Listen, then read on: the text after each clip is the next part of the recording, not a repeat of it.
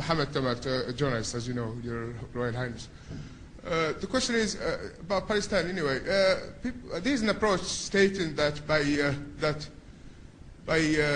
murdering Ahmed Yassin and isolating Yasser Arafat and maybe murdering him, Israel has achieved nothing, and at the end, they could at least have somebody to talk to.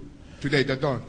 So do you agree with such an approach that Israel contributed in aborting the peace process itself? And the other brief question: how can be fair with me? Make it one, please. Two words. How can the Saudi diplomacy contribute in defending the right of resistance for the Palestinians, of course, without killing civilians? The issue of Israel. Again, I would say that as I said in my presentation, Israel has not yet chosen the choice of peace.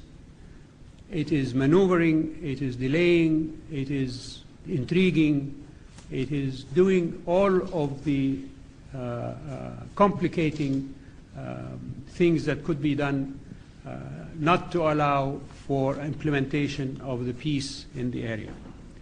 But there is a responsibility as well on the Palestinian side. You can't have two governments in Palestine. It is simply unacceptable from any point of view that Gaza should be ruled by Hamas and the West Bank ruled by Fatah.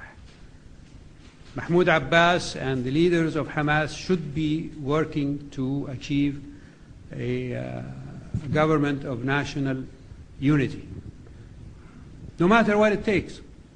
I think it is inexcusable for either of them to try to gain political advantage or whatever ephemeral benefits may be accruable in the short term for either of them. So whether Israel killed Yasser Arafat, that is something that is still not yet certain, but there are investigations, as you know, by Palestinian authorities on that issue. Their elimination of Ahmed Yassin definitely was a means of cutting off the heads, as it were. And people within the Israeli government today are talking about eliminating leaderships, whether in Hamas or otherwise.